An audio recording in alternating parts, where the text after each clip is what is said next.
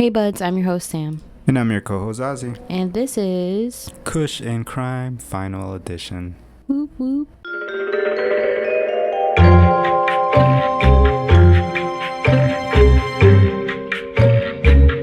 Welcome back to another episode of Kush and Crime, where we finally have your last part of Aileen Wournos. Yes, that's what I was going to actually say. It's not our final episode, but the final episode towards this case. Yes, I'm over it.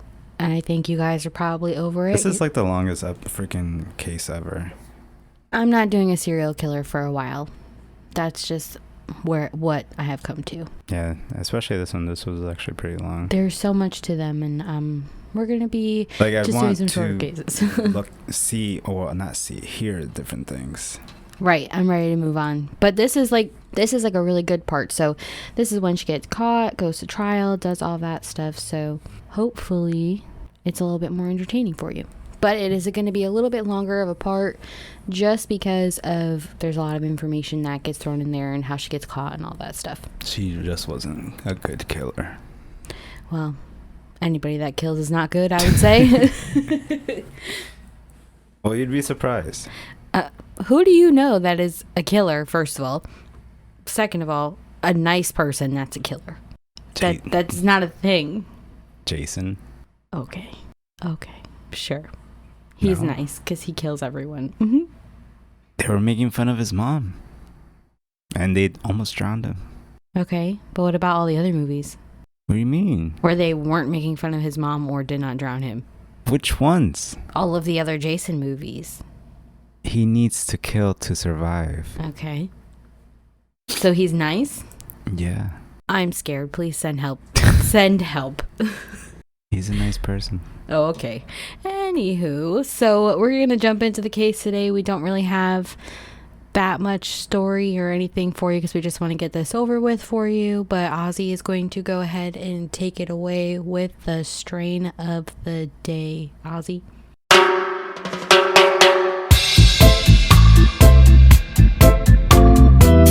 Today's strain of the day is Durban Poison. Durban Poison is a pure sativa origin from the South African port of the city Durban. It has gained popularity during the worldwide prestige worldwide for its sweet, energetic, and uplifting effects. Durban Poison is the perfect strain to help you stay productive throughout a busy day when exploring outdoors or lend to a spark of creativity. Growers and concentrate enthusiasts will both enjoy an oversized resin gland, which makes the strain quality choice for a concentrate extraction, and the buds are round and chunky. Thick bitch. And its leaf is coating of trichomes in almost all areas of the plant. I feel like for me it doesn't matter. Like, it just, because we mostly smoke hybrids and indicas. You haven't really smoked a pure sativa. If you had, because I don't really like pure sativas, but if you had smoked a pure sativa, you would probably understand that it's a lot easier to function with sativa because it's more of like. I just prefer these better. The indicas? Yeah. Knock you on the ass, bud. Yeah. Especially after training. Just in general. Yeah, I agree. Like, I don't know. For me, it's like an equivalent of a hot shower. Yeah. It relaxes you. So it relaxes me to a point where I just knock out. Like last night, I just snuggled next to you, and then next thing you know, I woke up. I'm like, what the hell happened? Yeah. All right. So, is there anything else that we need to add here? We apologize of how busy we were that we can't release as much content that we would want. Oh, and we have a surprise for you. We do have a surprise. I almost forgot what the surprise was. Don't tell them. But I know what it is. Don't tell them. I won't tell them. They'll be surprised. It's a work in progress. Hopefully. Oh, it is. We'll see. It's just a matter of how it will be in the final outcome. Okay. We'll see. Pretty bad. I don't think so. All right. But we'll let you know later down in the road. You'll be surprised when it happens. Look for the Instagram post. Or if you guys also follow us, we have Facebook too. And Twitter. And Patreon. All the social platforms except OnlyFans, unless you want to see my feet. Yeah, I'll sell feet pics. I'll send you my cat's feet too if you want me to. Toe beans. You want toe beans? Do you want toe beans? Subscribe now. $5. $5 unlocks all of the toe beans in the household. But we have 3 cats. Just check us out and you'll see what the surprise is. It's like a teaser, but you'll be surprised in the end. Hopefully. Surprise. It's a surprise. Surprise, motherfucker. Some fries, motherfucker. Capsize, motherfucker. You never even watched that. I know of it. No, you never watched it. So you can't even claim. Know of if it. you know what I'm talking about without me having to say what show Pulp it is. Fiction. DM us. No. Actually, you know what? That was the meme, right? The kid remade it and he was saying some fries, motherfucker. Capsize, motherfucker. Ah, yes. Baptized, motherfucker. Yes. I don't know who that was, but that was hilarious. So many memes out there. I'm actually afraid of people taking pictures of me in public and making it into a meme. Like they took William Knight. He's a UFC fighter now. I actually trained with him. He's a really super humble guy and everything like that. Super nice. Super chill. Yeah. He looks scary on the outside, but he's very actually nice. very nice and very No, helpful. He's mean and scary. He'll beat you up. Oh yeah, Look at he him will in if you UFC. disrespect him. He is scary, but deep down, they took a picture of him at like a fan page of MMA, and on the top caption it says, "When my child gets a pill of fruity Flintstones vitamins," and on the bottom it's him going flexing with his arms like literally next to each other and the muscles popping out and everything. And then he actually commented on that. He goes, that's actually funny. That actually made me laugh. That is pretty funny. Yeah, but sometimes I'm scared of like that stuff like that. Or that girl that fell asleep in that chair. Exactly, and it just made a whole meme out of her. Like I feel bad. Photoshopped her everywhere. It's just it's a scary world, and you can't do anything because you're gonna get caught. Exactly. So that's why we're here. Because guess what? Aileen got caught. Shut up.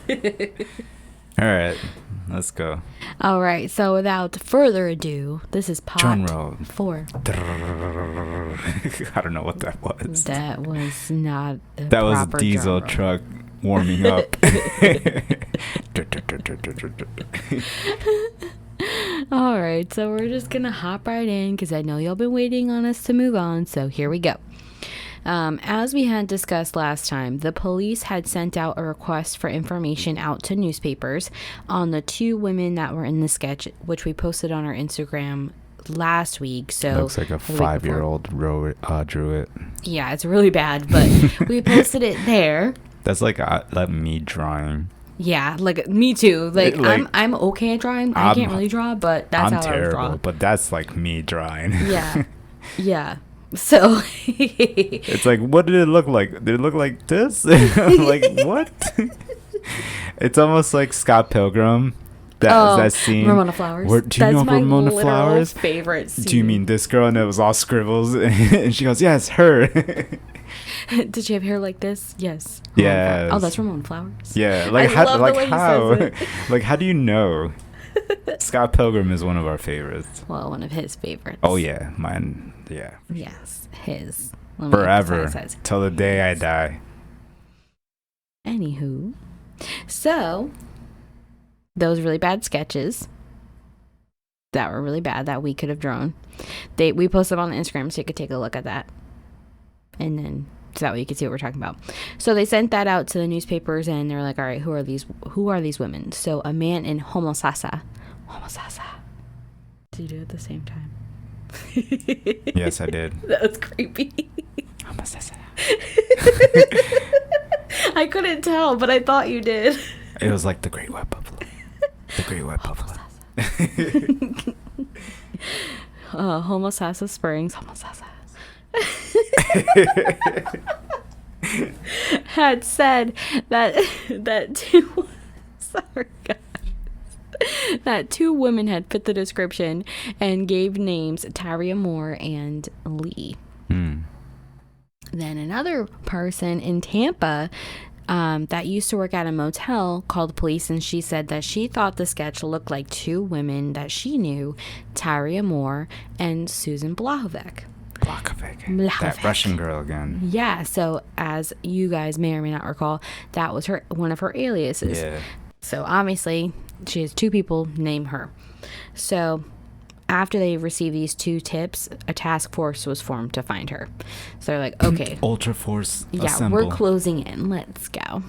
They're like, we're hunting a killer, boys. So meanwhile, Tyria and Lee are seeing these sketches of themselves and they're freaking out a little bit. But like Lee is like, no problem, we're fine. We're good, don't worry. And Lee had actually ended up proposing to Lee that with the ring that she had stolen from her last victim. So after that, a little bit of time goes by and Tyria's like, you know what, you shouldn't be doing sex work anymore, you shouldn't be killing people anymore, you know, like if you're not going to change, I'm done. And she ended up deciding to break up with Lee because they got evicted, so she gave her the ring back. And then Tyria went up north to live in Ohio, and Lee went and moved in with one of her friends for a little while, and she was having sex with him, but she wasn't charging him or anything, so it was almost like a rebound. Well, I mean, the dude gave her a place to live. Right. So why would she charge him unless it's like rent? Well, I don't know. I just think that's worth mentioning because... I mean, that's kind of expected. Ass, gas, or grass? Yeah. Like... Okay. What are we doing here? Yeah. Well, all right. Like, you live in my house. Okay. Rent free. Okay. Are yeah, we better be together. Yeah. Yeah. Or exactly. You're paying me. Yeah, exactly. I guess you're right, yeah. All right, so anyway, she moved out and she moved in with him, and then he ended up leaving her, so she ended up going and living back in the motel, but she was just staying in the room. She wasn't going out, she wasn't prostituting anymore, she was just staying in the room, not doing anything. When her and Tyria had left, she put all of her belongings in a storage locker, so she was just carrying around one little suitcase. That's all she had with her, just a little tiny suitcase. And then after a little while, because she wasn't bringing any money in for the motel she was staying at, she got evicted again. So this is where the police start coming in on Lee. She's 34 years old. She's looking like fucking complete garbage.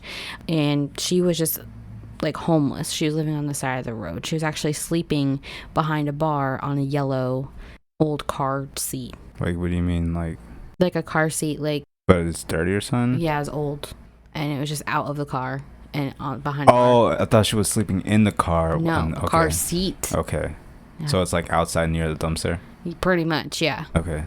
Yeah. So at this point, the police are starting to close in on her, and they're unraveling all of her other identities, and they're trying to narrow down all of her movements from the places that she was staying. So she had found out that the ID for Cammie Green, the one they had on file with the DMV, did not match the one that was like provided to one of the places that she stayed at. And they also found out that Cammie Green had pawned a camera and a patrol radar detector, which they had found out later to be belonging to Richard Mallory. They also had found out that she had pawned a set of tools that matched a description of tools missing from David Spears' truck. But the good thing is, in Florida, when you pawn something, you have to give your thumbprint. So she gave the thumbprint.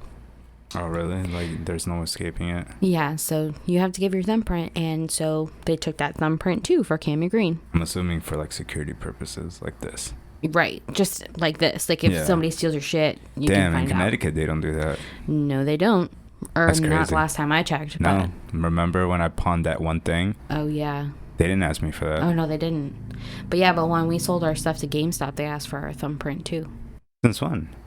The last time we did, down here. I don't remember that. I don't think they did it for you, but I think they did it for me. Did you sign a sheet? No. They made me sign a sheet and give my thumbprint. That's weird. Yeah. Why didn't they do that? No, I didn't even get asked. Yeah, they did. They did not do that for you. They did that for me, though. Yeah, they didn't do that for me. Apparently, I look like a thief, guys. Yeah, they didn't do that for me because remember I pre-ordered Resident Evil. Which, by the way, Resident Evil is a very, very good game. Yeah, the game is scary. It made me jump a little bit, but I did play it. And I don't play scary games. You can ask Ozzy. Nah, she's starting to learn about the Resident Evil genre. Well, I watch him play it, and I watched him play, I think it was 2 and 3 and 7, and I had nightmares. Oh, after all 3. 4. After all 3, I had nightmares. But if you're actually into video games and want to know the latest and greatest and latest and greatest gameplay ever, watch my boy's Twitch page, No Lab Spartan. That's on Twitch. He plays literally the latest games that come out. It could be as simple as Halo. It could be as simple as Call of Duty. He literally plays all these games and he reviews them at the same time. He gives you good content to actually get good reaction and also good game quality as well. Yeah, it's good to look at before you buy a game, before you like commit to it. Exactly. So he actually breaks down and reviews all these games and he tells you how it is and everything. Yeah, that's pretty dope. I know he follows us on Instagram. Yep, and we've been actually friends for years, but here's the kicker. We don't know each other. Dun, dun, dun. Right. We don't know each other. Okay, so you haven't met in person. We haven't met in person. You're We online met friends. Yeah, we're online friends. Aww. We met on Xbox 360 through a mutual friend of ours. He said 360. Which I don't think we are longer friends with them. Who? It was like that's how I met him. It was through a mutual friend. Right. Okay. But we're not friends anymore, and life stuff. But it's like, he actually is till this day I'm gonna visit him one day, and he lives in New Jersey, so it's a little difficult. Why doesn't he just come here? Because I don't want to go up north. Right. He can come down here. We'll see what happens, but check out his Twitch channel. Like I said, he does good gameplay and good video quality. His Twitch channel is No Lab Spartan. Is he cooking something? Sounds like he's cooking something. but in the video, he's actually just playing his video games. Somebody's cooking something. Maybe they're making eggs. But yeah. Again, his Twitch channel is No Lab Spartan if you want some good content for video game. Mm-hmm. Back to the story, Tom. Tom. Hi, Tom. So at this point, the thumbprint was really the catalyst of the downfall of Aileen Wournos. So with that thumbprint, police ran it through their system, came up with absolutely nothing, but they took it over to Volusia County. And in Volusia County, they had found that the print had matched a weapons charge and an outstanding warrant for one Lori Grody, which, if you also remember, was another alias that she had gone by. So, just fake names are starting to pop back up against her. She's not even remembering these lies. Literally. So once the thumbprint came back that matched Lori, they also ran it against the palm print found in Peter Symes's car. And guess what? What? It was a match. And that was the car that her and Tyra crashed and ran through that fence. Yeah. It's getting sloppy. Yeah, she was already pretty sloppy. I'm not going to lie about that. So like I had said, they were starting to get close, but they didn't quite have enough evidence yet. Because all they could really prove was like, okay, she at one time had these items in her possession and sold them. So there wasn't really enough to charge her with the murders of everybody yet. So what they did was they started to surveil her to try to get more information and see what they could do. Seems like the smart way of doing things. Right. So basically, like, they knew, but they didn't want to make a mistake or something. Exactly. They didn't want to fuck it up. They wanted to get her. So they were playing possum because they knew everything. Exactly. So they didn't want her to be suspicious that they knew about the killings either. So what they did was they surveilled her. They put 2 undercover cops on her, and almost right away their fucking shit was blown when 2 street cops pulled up and went to go talk to her and almost arrest her.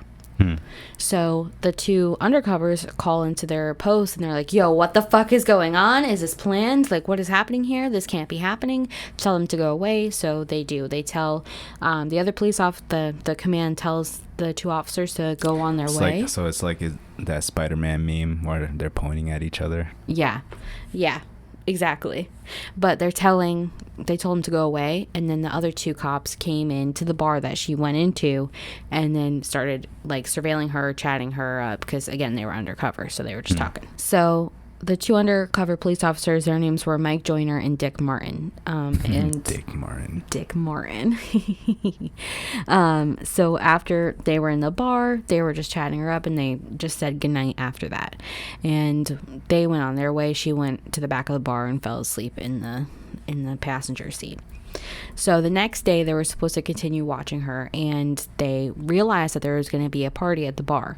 So they thought, we can't really watch her at the bar like that. She could just slip out at any moment. She could disguise herself. Like, we have to move in now. So what they did was they approached her in the bar before the party, and they said, hey, do you want to come to our motel, and do you want to like clean up a little bit?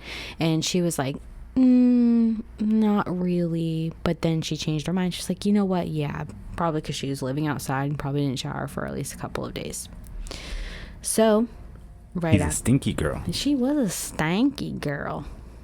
So right after that, they walked outside with her and they arrested her for the charges of gun possession that Lori Grody had. Oh, they moved in? Yeah. So as soon as they got outside of the bar, they arrested her. So it was like one of those Chris Hansen episodes. They're waiting at the freaking wall. Exactly. Exactly. Sorry, I'm getting out of here. Yeah. Boom, you're under arrest. So they arrested her, but when they didn't mention anything at all about the murders. She was just getting arrested for Lori Grody. So basically they were just keeping her off the streets so that way she couldn't go kill anybody else or run away, and they knew where she was so they could get the evidence that they needed to charge her with the murders, which is what they were going to do with Brian Laundrie if Brian Laundrie wasn't found allegedly dead. Okay, so that would have taken him off the streets so that way they could find enough evidence to charge him with the murder. So still angers me that he actually committed suicide. Yeah, but I don't like that they haven't found. I don't know if they found the gun. I haven't heard anything. I don't know, like what. I know that they found a skull fragment, but how do they know that he killed himself with a gun? I feel like it's literally like they just literally dropped the case. Like I just feel like it was forgotten out of nowhere. Like you don't hear about it anymore. No. And it's like. And I'm sure that's how everybody we're all like, what about his parents? They're selling their house. Their house is for sale. Yeah, but they should be charged for something too. I don't know. They let him go pretty much, but it's not. I don't know. I don't think they could really charge him with anything, but they know more information than. Duh. They know everything. Yeah. And obviously, if he did actually kill himself, which I still don't know if I fully believe that, but if he did, then he definitely did it out of guilt. Because he did it, and he knows the whole world did it. He knows that the whole world knows that he did it. Right. All right, circling back to Aileen Wournos' case. Obviously, we just talked a lot about her, but, we kind of left out Tyria. So Tyria, again, now she's left, but this whole time she's been using her real name, so she's a lot easier to track. So the police find her. She's living in Pennsylvania with her sister, and they fly up and they book a motel, and they're like, "Man, we need to talk to you."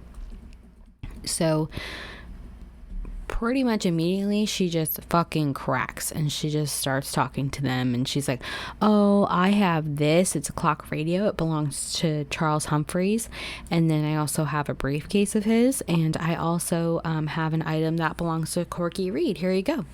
Corky. Yeah, which again is interesting because allegedly they cannot connect Corky Reed to Aileen Wournos, but she fucking did this shit and she had his shit. So she began to speak to them a little bit more, and like after talking to them for a little while, she agreed to testify against Lee. Like, okay, so clearly you just want this all to be on her. Like, you have nothing to do with it, even though that the evidence points so that she knew a lot more, and that she was also with her for at least one of the murders, which is just annoying. So basically, she admitted that she knew somewhat about Richard Mallory's murder because Lee had told her that she had killed a man, but that's all she knew about it, and she told Lee to stop talking and not say anything else. And every other time that she would come home with things that she had gotten from the people that she had killed, she would say that she didn't want to know at all. So Tyria allegedly felt that if she had known more about what Lee was doing, then she would have wanted to turn Lee into the police. Snitch. Yeah. So basically they were like, so why didn't you just tell the police? Like, why didn't you leave? And she was basically like, I was scared that Lee would kill me if I said anything, or if I ran. Snitched. Yeah, of course. So snitches get stitches. Oh my God. Oh shit. Okay. So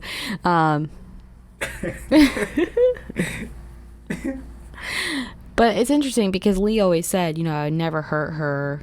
But again, I guess you can't really believe her. She is a liar and she's a murderer. So, but again, I don't fully buy that because she was there for at least one. Yeah. So right. I feel like she enjoyed it too. And they got money from selling the shit that they found. So I don't think that it was like that. But so she can sit here and she can claim innocence all she wants. And that's fine, because guess what? Lee is more than willing to take the blame. You sound like you're the judge of it right now. Fuck them. They're pieces of shit. So. Damn. They are. They're both definitely killers, or at least one is definitely a killer and the other was definitely an accomplice.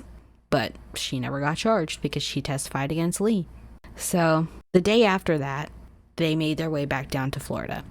And because Tyria agreed to assist in the investigation, she went with them. So what the police were after in this case from Tyria was a confession from Lee. So as it stands right now, they don't have a murder weapon. They can't prove that she did kill these men, like fully. So, or they don't have like enough evidence for a strong case. So they would need a confession or to move forward. So they put Tyria under 24-hour surveillance and they book a motel for her in Daytona. And then they asked her to reach out to Lee in prison and then just tell her that she came to get the rest of her stuff out of the storage locker. So while they discussed everything, obviously their conversations were being recorded. Well, yeah, it's a prison. Right. So what do you expect? Well, she's in jail. So the police then instructed Tyria that when she was on the phone with Lee, she needs to tell Lee that the police had questioned her family and her, and that she thinks that the murders are going to be pinned on her if Lee doesn't say anything. So she did what the police asked her to do, and Lee obviously knew that the calls were being recorded, and she just talked to her but tried initially to speak in code. But then when she kind of picked up on what Tyria wanted her to do, that's when she was like, all right. So for 3 days. So she basically told her before they found out what was going on. Like she tried, yeah. Right. Yeah. Wow, so that's pretty impressive though. Yeah, she's like, so are you sure you're alone? Are you sure you're alone? Like, right. She knew. So Tyria calls her for 3 days at the police's request, and each time she was being more and more pushy, was saying that the police were after her. And then at that point, like, Lee finally fully got the picture of exactly what she needed to do to protect Tyria. And again, not that she deserved it. So she told Tyria, I know that someone is taping our conversations. And then right after that, she started being less careful and more open about what she said, knowing that they were taping. That's pretty gangster, though. Mm-hmm. So she decided to go ahead and take full responsibility for the crimes that she had committed in an effort to save Tyria, which again, I didn't deserve it. But Lee literally told her, I told you everything. So Lee told Tyria to tell them whatever they want to know. She will cover for her because she is innocent, and she will not let her go to jail. And if she has to confess, then she will. Mm-hmm. So after this, after she tells that to Tyria, Lee is basically like, I'm going to die. They're going to kill me. They're going to sentence me to death. Because, well, yeah, I mean, you kill so many people. Yeah, well, the death penalty is still active down here. We had to double check that, but... Oh, really? Yeah, it is.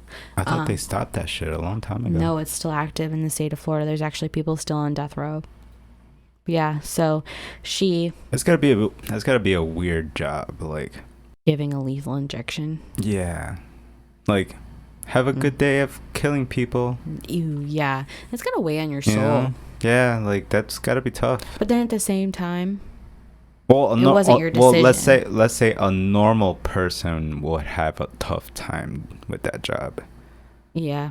But a crazy psychotic person would enjoy that. Maybe it. You know, a killer. That'd be. That's what I'm saying. Like great that's thing what for a killer. That's yeah. what I'm saying. Like a normal person, it would weigh a lot. Yeah. But a person that's not okay mentally and it's just a killer, like they would enjoy that shit every Most day. likely. Yeah.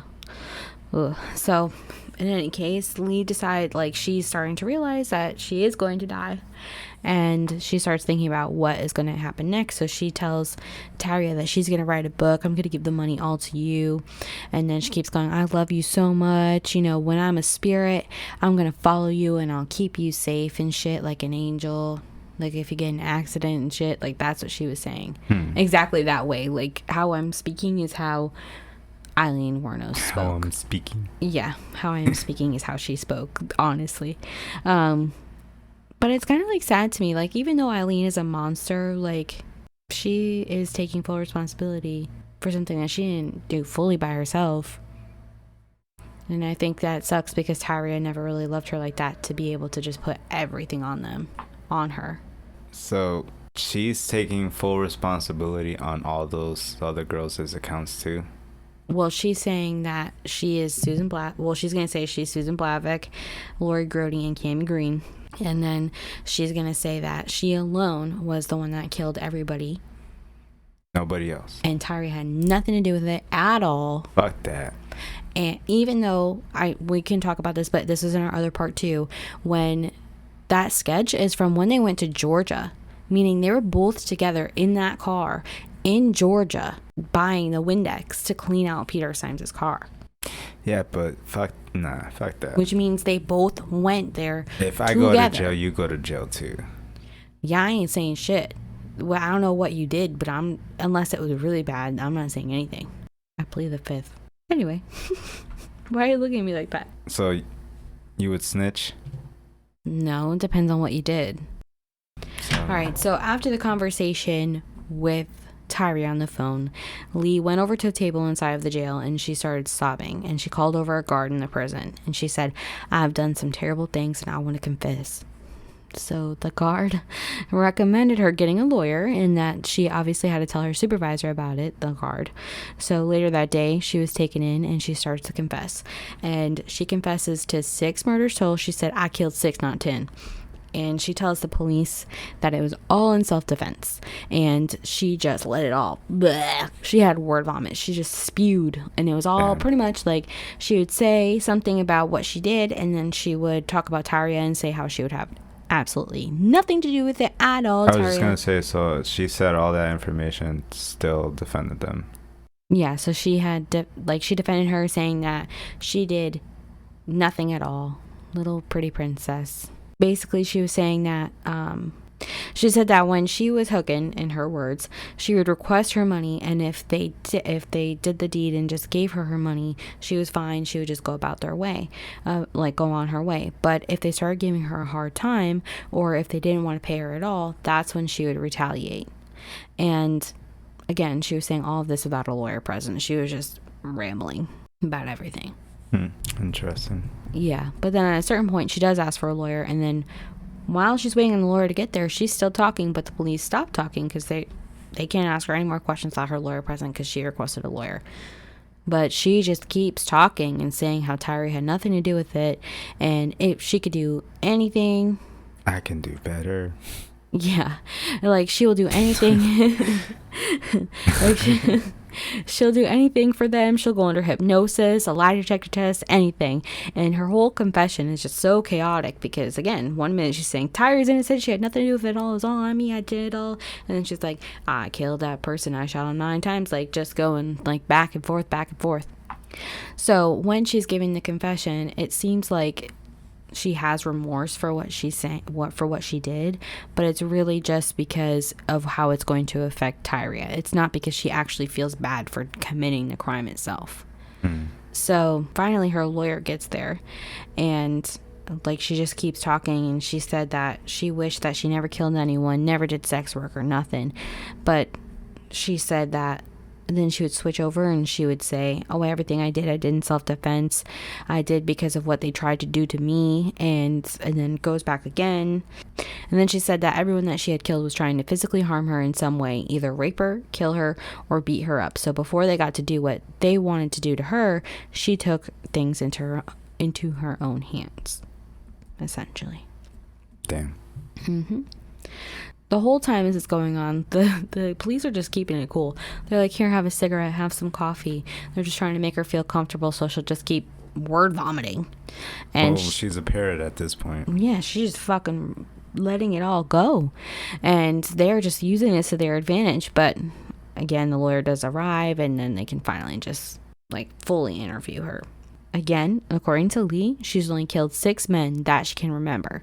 But then when she starts to ramble again, the police bring her back in. They're like, all right, stop. How would you aim your shots at the men? And she would say, I would always shoot at the area in their chest, so for center mass. And typically they would both get naked, and then the reason that she killed them is because she thought that they were going to rape her, beat her, or kill her. So she did what she had to do. So she admits, as she should. Yeah. But that's not what happened. That's not what they were trying. That's not what was happening. So she admits this, except for maybe Richard Mallory, which is the one that we had talked about in the beginning, that could have been self-defense just because he had that violent rape charge and everything. Maybe. But all these other ones, I don't think so. She admits to selling Charles Carskadon's gun, and she tells the police that when she killed him, he was very mad because he had a gun. She was very mad because he had a gun, and she thought that he was going to shoot her. Meanwhile, the gun didn't even have a firing pin in it, but so she shot him a total of 9 times, dumped his body off of 52, is what she says. Damn, he got shot 9 times. Mm-hmm. 50 Cent got shot 9 times and he survived. You're ridiculous. So the reason for like the 9 shots for him was because she was really mad. I don't know why 50 got shot 9 times. There's a number of how mad you are. Yeah, apparently. Well, it was a 9. It was her whole gun only carried 9 bullets. I'm a number 9. So she unloaded on him. She unloaded the whole fucking thing on him. Yeah, but it's like, that's the number you're putting how mad you are. Well, that's because how mad because if she was mad, she just unloaded the whole clip on him. Oh, I thought she meant like 1 through 10. Like, no. I'm a number 9. No.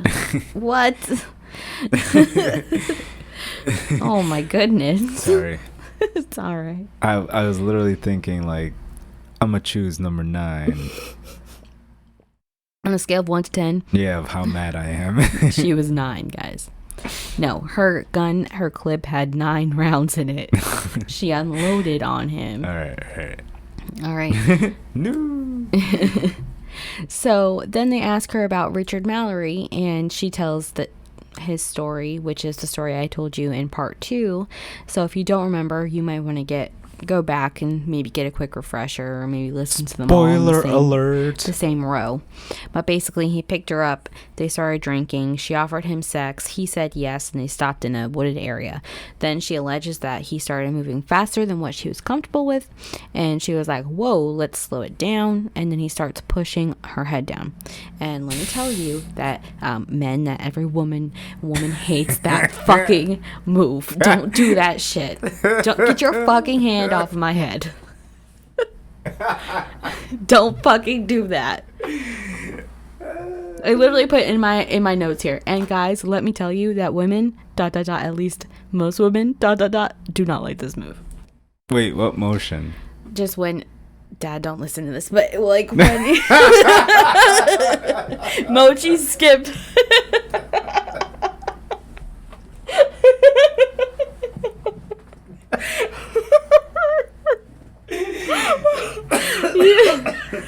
You know, like when you want them to suck your dick and you're like pushing their head down, like I don't know, you don't do that. So like some guys will like fucking want you to suck their dick, and then they'll like push your Oh, head like down. like forcing you. Yes, and I fucking hate that shit. It's terrible. I'm glad you don't do it, but don't fucking do that. Sorry, Mochi and Dad. It's safe now.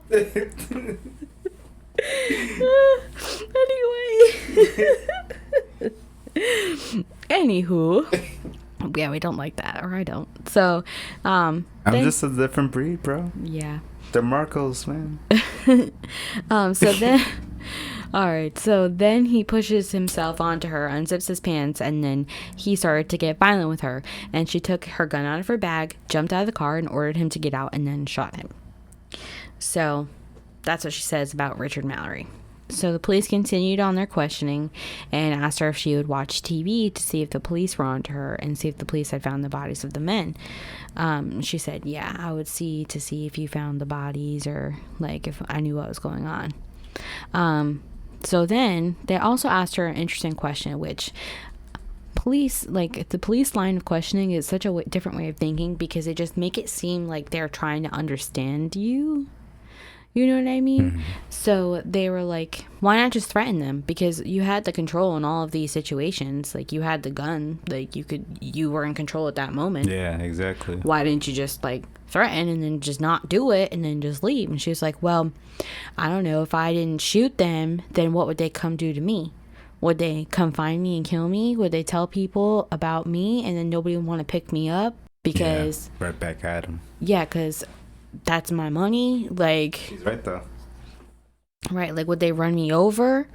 And they're like, all right, okay, fair. They're like, okay, well, if that's the case, then why would you take all the things that you took if it was in self-defense? If that was the case, why would you do that? And then she was like, well, it was all in hatred when I took the stuff, because I was going to get my money's worth from them. And they're like a final revenge. And she's like, yeah, like a final revenge. So this whole time, her attorney is basically like, shut the fuck up. Shut up. Shut up. You're just making your own case. Shut up. But she continued. She kept going. She kept saying everything was in self-defense. And the only time that she was really, truly remorseful, again, was when the actions that she had performed would affect Tyria. So, again, she keeps talking, and then police ask her about Curtis Reed, which is Corky, and then she just is like, nope, nothing to do with that at all. And they just kind of leave that there. So that was them ruling out that Corky was related to Aileen Wournos. Which, again, all his stuff was found in her storage locker. Well, yeah, I mean...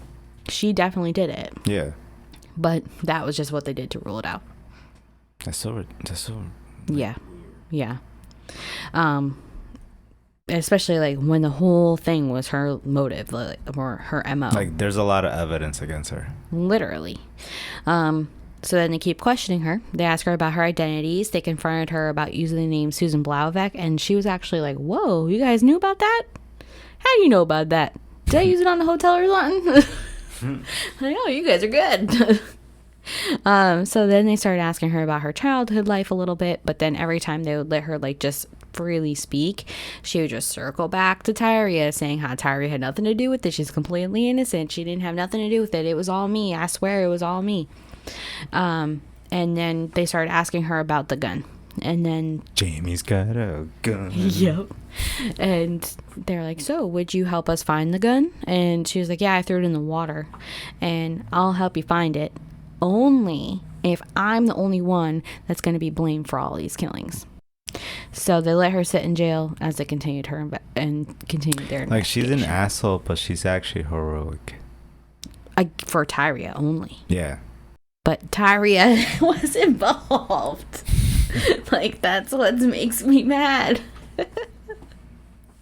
She definitely was involved, though. Anyway, they leave her sitting in jail. Of course, this is fucking everywhere in the media. Like, even think about how Gabby Petito's case was. That was Aileen Wournos' case. It was fucking everywhere.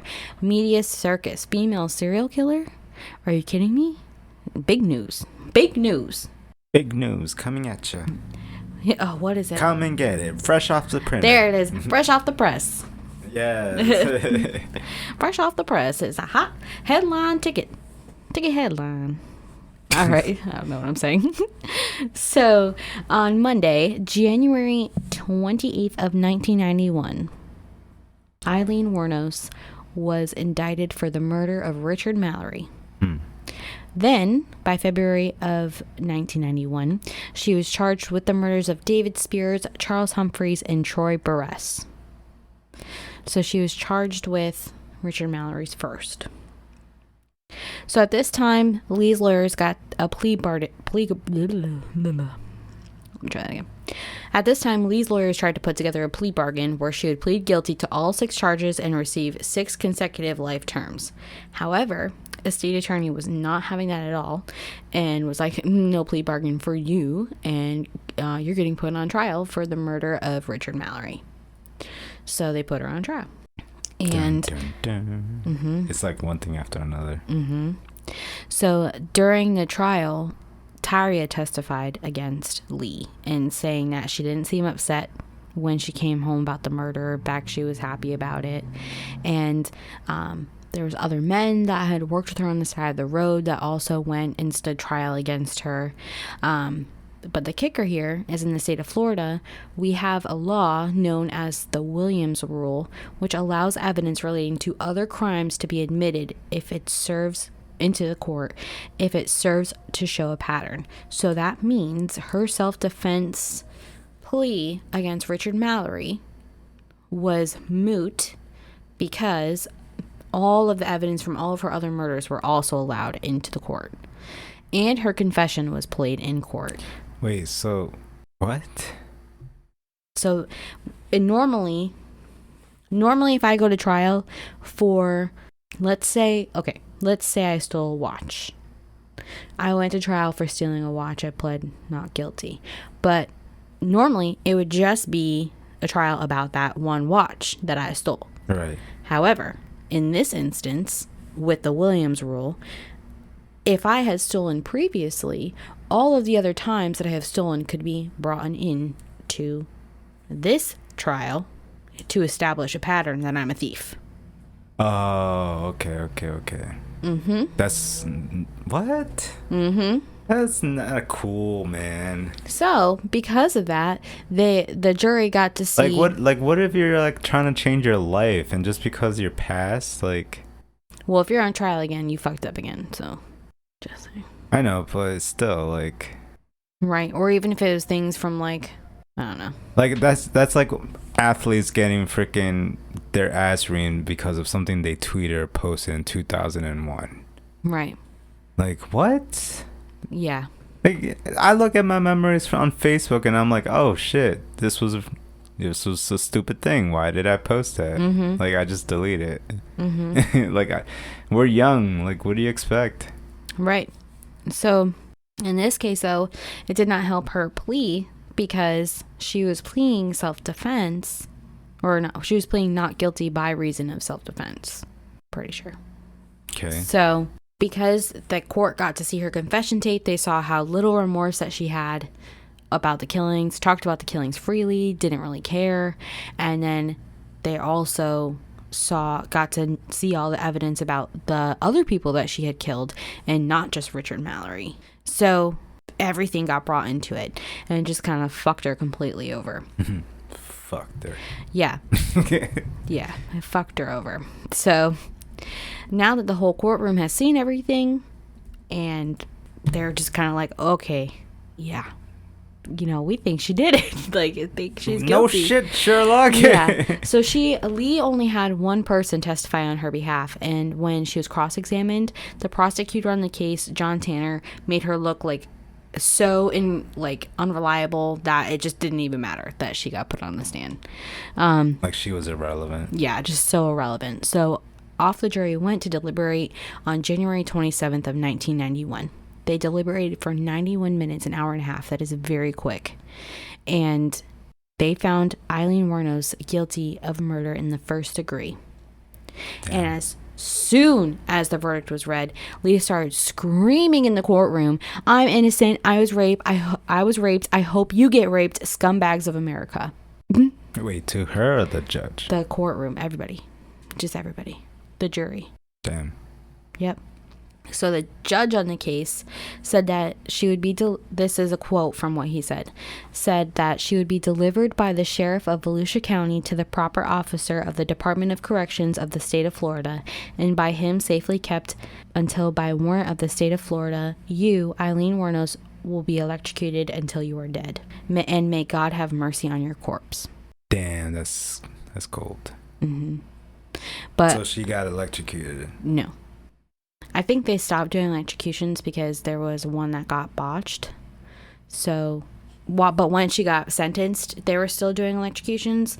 But by the time she got put to death, they were doing lethal injection. Mm-hmm.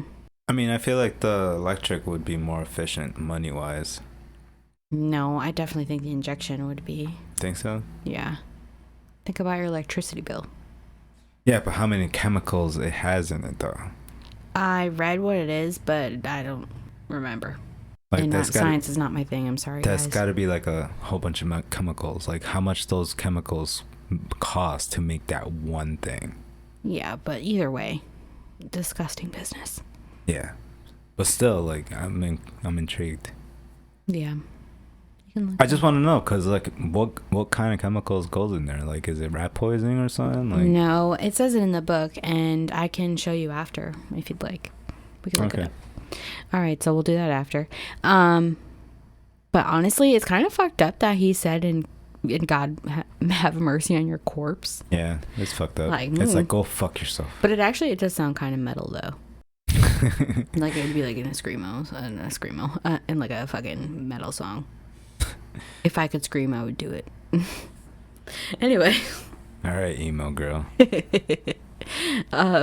So because she was sentenced to die, she didn't go on trial again for the murders of Dick Humphreys, Troy Burress, and David Spears. But she did plead no contest, so she did get a sentencing still from it. But she was basically just saying that she wanted to get it right with God. So she was handed 3 more death sentences by Florida, and she flipped off the judge and called him a motherfucker when he told her. So fuck you. Yeah, she's like, fuck you. And after that, she just sat in jail, and she was waiting. She was on death row. Yeah, I mean, what can you do at that point? Yeah. You just wait. So, at the time of her execution, she was 46 years old. She was, again, like I put it in the notes, but we already talked about it. She was supposed to be executed by electric chair, but it was changed to lethal poisoning, or lethal injection. Damn. Yeah. So, she had declined her last meal and instead asked for a cup of coffee. And on Wednesday, October 9th, 2002, that was the day. So, her last words were, quote, "I'd like to just say I'm sailing with the rock and I'll be back like Independence Day with Jesus. June 6th, like the movie, big mothership and all, I'll be back." I'll be back. I don't know what all that means. I don't know. It was like crazy. At 9:47 a.m., she was pronounced dead, and her ashes were scattered in Tuscola County in Michigan. Damn. Nasty. I thought she was still alive. No, she was executed. Damn. Yeah. In her last words, like, she was really like down I thought it was going to be like, fuck you. I thought so too, but I don't know. We'll go over this one more time. "I'd just like to say I'm sailing with the rock and I'll be back like Independence Day with Jesus. June 6th, like the movie, big mothership and all, I'll be back." What does that mean? Broke on.